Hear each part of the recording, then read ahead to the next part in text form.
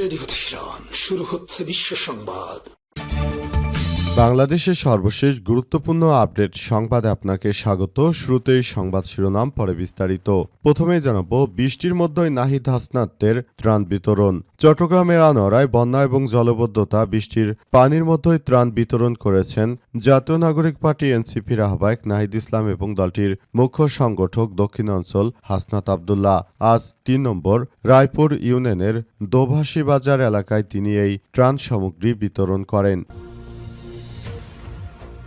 এদিকে রাজধানীতে পানিবন্দী মানুষের পাশে জামাত নেতা সেলিম উদ্দিন। টানা ভারী বর্ষণে রাজধানীর বিভিন্ন এলাকায় জলবদ্ধতায় সৃষ্টি হয়, জনজীবনে বিপর্যয় পড়েছে। সড়ক অলিগলি নির্মাঞ্চল প্লাবিত হয়, অনেক বাসিন্দা পানিবন্দী অবস্থায় দুর্ভোগ পোহাচ্ছে। এমন পরিস্থিতিতে ক্ষতিগ্রস্ত মানুষের খোঁজখবর নিতে রাজধানীর বিভিন্ন এলাকা পরিদর্শন করেছে বাংলাদেশ জামাত ইসলাম ঢাকা মহানগর উত্তর শাখার আমির ও ঢাকা উত্তর সিটি কর্পোরেশন বা ডিএনসিসি মেয়র পদপ্রার্থী মোহাম্মদ সেলিম উদ্দিন।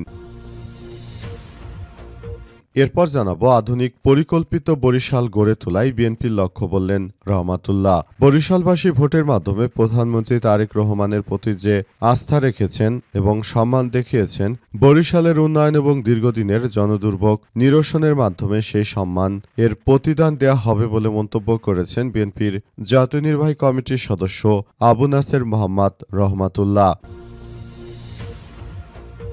এবারে জানাবো, চট্টগ্রামে বন্যায় সাপের উপদ্রব বৃদ্ধি, এক সপ্তাহে কামড়ে আহত ৮৬, স্বাভাবিক আবাসস্থল তলিয়ে গেছে। চলমান বন্যায় চট্টগ্রামের বিভিন্ন উপজেলায় সাপের উপদ্রব আশঙ্কাজনকভাবে বেড়েছে। এরই মধ্যে গত এক সপ্তাহে সাপের কামড়ে অন্তত ৮৬ জন আহত হয়েছে। তাদের মধ্যে ৩ জন বিষধর সাপের কামড়ে আক্রান্ত, বাকিদের কেটেছে বিষহীন সাপ। এবং সর্বশেষ জানাবো, অবশেষে গাইবান্ধার বহুল আলোচিত রামমূর্তির নির্মাতা হরিদাস গ্রেপ্তার। গাইবান্ধার পলাশবাড়িতে বহুল আলোচিত হরিদাস চন্দ্র তরুণী দাসকে গ্রেপ্তার করেছে ঢাকা অপরাধ তদন্ত বিভাগ বা সিআইডি পুলিশ। রাতে সিআইডির একটি বিশেষ টিম অভিযান চালিয়ে তাকে গ্রেপ্তার করে। হরিদাস চন্দ্র তরুণী দাসের গ্রেপ্তারের বিষয়টি নিশ্চিত করেছে পলাশবাড়ি থানার অফিসার্স ইনচার্জ সারোয়ার আলম খান। তিনি বলেছেন, আমার দেশকে জানান যে ঢাকা সিআইডি পুলিশের একটি দল গতরাতে অভিযান চালিয়ে তাকে গ্রেপ্তার করেছে। প্রিয় দর্শক, এতক্ষণ শুনছিলেন সংবাদ শিরোনাম, এবারে বিস্তারিত। তবে তার আগে বন্ধুরা, অনুরোধ থাকবে এই সংবাদটিতে একটি লাইক দিন। এই চ্যানেলে আপনি নতুন হয়ে থাকলে আমাদের সংবাদটি দেখতে দেখতে চ্যানেলটি সাবস্ক্রাইব করে রাখুন। কমেন্ট করে বন্ধুরা আপনার মূল্যবান মতামত জানিয়ে দিন আপনি বিশ্বের কোন দেশ থেকে বা বাংলাদেশের কোন স্থান থেকে আমাদের সংবাদটি দেখছেন এবং শুনছেন। আর বন্ধুরা, সংবাদটি আপনার সোশ্যাল মিডিয়া ফেসবুকে শেয়ার করে বন্ধুদেরও দেখার সুযোগ করে দিন। গাজা যুদ্ধে আপনি যদি নিরীহ ফিলিস্তিনিদের ভালোবেসে থাকেন, বন্ধুরা কমেন্টে ইয়েস লিখে পুরো বিশ্ববাসীকে আমাদের এই তাজা আপডেটটি দেখার সুযোগ করে দিন। এবারে বিস্তারিত। চট্টগ্রামে বন্যায় সাপের উপদ্রব বৃদ্ধি, এক সপ্তাহে কামড়ে আহত ৮৬ জন। চলমান বন্যায় চট্টগ্রামের বিভিন্ন উপজেলায় সাপের উপদ্রব আশঙ্কাজনকভাবে বেড়েছে। এরই মধ্যে গত এক সপ্তাহে সাপের কামড়ে অন্তত ৮৬ জন আহত হয়েছে। এদের মধ্যে ৩ জন বিষধর সাপের কামড়ে আক্রান্ত, বাকিদের কেটেছে একটু কম বিষাক্ত সাপ। বিষধর সাপের আক্রান্ত ৩ জন বর্তমানে চট্টগ্রাম মেডিকেল কলেজ চমেক হাসপাতালের ১৬ নম্বর মেডিসিন ওয়ার্ডে চিকিৎসাধীন রয়েছে। চট্টগ্রাম জেলা সিভিল সার্জন কার্যালয় সূত্র থেকে সব তথ্য জানা গেছে। চট্টগ্রামের জেলা civil surgeon doctor Jahangir Alam বলেছেন যে বন্যাদুর্গত এলাকাগুলোতে সাপের উপদ্রব বেড়ে গেছে, ফলে আশ্রয়কেন্দ্র বসতবাড়িতে সাপে কাটার ঘটনা বৃদ্ধি পাচ্ছে।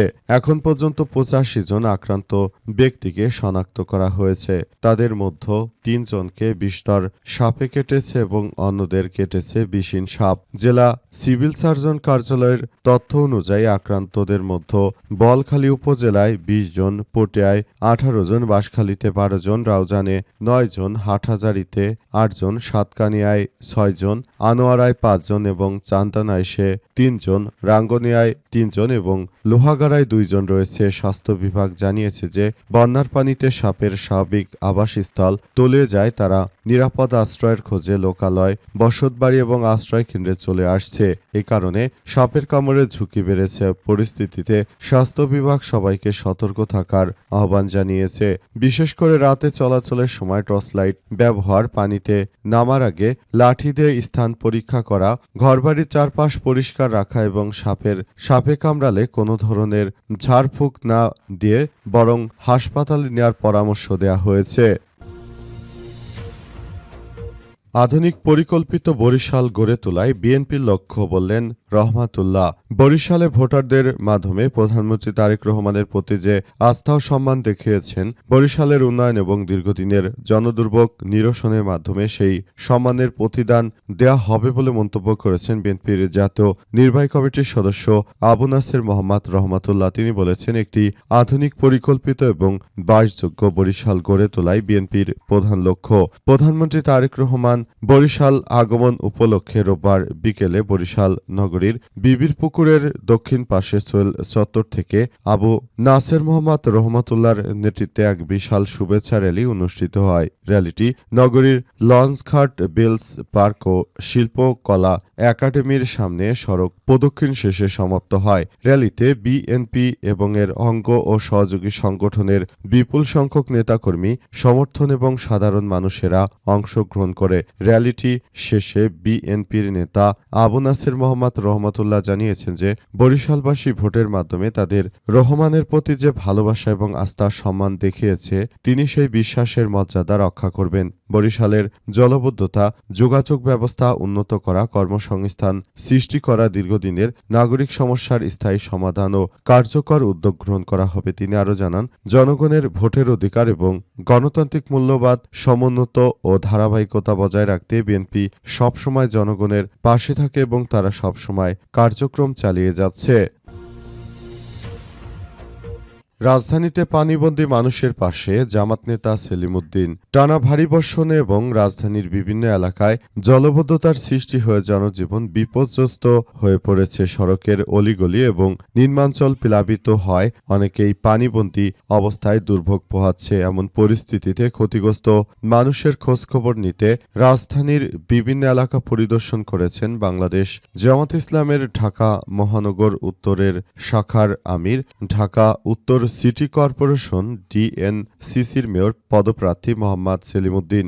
আজ রাজধানীর কাজীপাড়া এবং শেওড়াপাড়া এলাকায় জলবদ্ধতা পরিদর্শন করেন তিনি। এ সময় পানিবন্দী মানুষের মাঝে কথা বলে তাদের দুর্ভোগের কথা শোনেন এবং ক্ষতিগ্রস্ত পরিবারের মাঝে খাবার বিতরণ করেন। পাশাপাশি স্থানীয় নেতাকর্মীদের দুর্যোগে ক্ষতিগ্রস্ত মানুষের পাশে থাকার নির্দেশ দেন। পরিদর্শনকালে স্থানীয় জামাত নেতৃত্ববৃন্দ এবং কর্মীরা উপস্থিত ছিলেন। তাদের বিভিন্ন এলাকায় পানিবন্দী মানুষের জন্য সহায়তা কার্যক্রম পরিচালনা করছেন বলেও দলীয় সূত্র থেকে জানা গেছে। এদিকে রাজধানীর জলবদ্ধতায় ক্ষতিগ্রস্ত মানুষের খোঁজখবর নিতে বিকেলে মিরপুরের শেওড়াপাড়া মেট্রো স্টেশন এলাকায় যার কথা রয়েছে জাতীয় সংসদের বিরোধী দলীয় নেতা ও বাংলাদেশ জামাত ইসলাম ডাক্তার শফিকুর রহমানের। দলীয় সূত্র থেকে জানা গেছে তিনি ক্ষতিগ্রস্ত মানুষের সঙ্গে কথা বলবেন এবং সার্বিক পরিস্থিতি বিবেচনা করবেন। বৃষ্টির মধ্যে নাহিদ হাসনাতে ত্রাণ বিতরণ। চট্টগ্রামের আনোয়ারায় বন্যা কবলিত এবং জলবদ্ধতা নিরসন এবং পানিবন্দী মানুষের মাঝে ত্রাণ বিতরণ করেছে জাতীয় নাগরিক পার্টি এনসিপির নেতৃত্ববৃন্দরা। সেখানে জাতীয় নাগরিক পার্টি এনসিপির আহ্বায়ক নাহিদ ইসলাম, সংসদ সদস্য হাসনাত আবদুল্লাহ সহ আরও বিভিন্ন পর্যায়ের নেতৃত্ববৃন্দরা তারা উপস্থিত ছিলেন। সেখানে তারা বৃষ্টির মধ্যেই পানিবন্দী হাজার হাজার মানুষকে ত্রাণ দিয়েছেন। হাসনাত আবদুল্লাহ এবং নাহিদ ইসলাম সহ তাদের দলের নেতৃত্ববৃন্দরা তারা জানিয়েছেন যে কোনো মূল্যে এখন ত্রাণের সবকিছু তারা নিয়ন্ত্রণ করবে।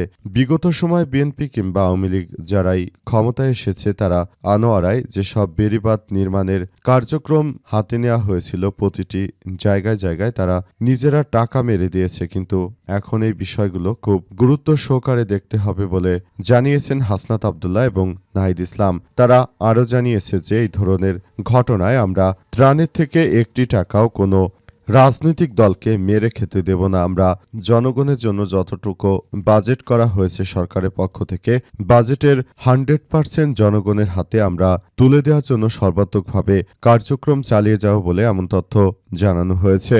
এই ঘটনার পর চট্টগ্রামের আনোয়ারা থেকে তারা বার্তা দিয়ে জানিয়েছেন যে কোনো মূল্যে আমরা দেখতে পাচ্ছি বর্তমান সরকারের কার্যক্রম, আমরা সেটিকে সম্পূর্ণরূপে প্রতিহত করতে বদ্ধপরিকর। আমরা সেভাবেই আসলে আমাদের এই কার্যক্রম চালিয়ে যেতে চাই বলে এমন কথা উল্লেখ করা হয়েছে।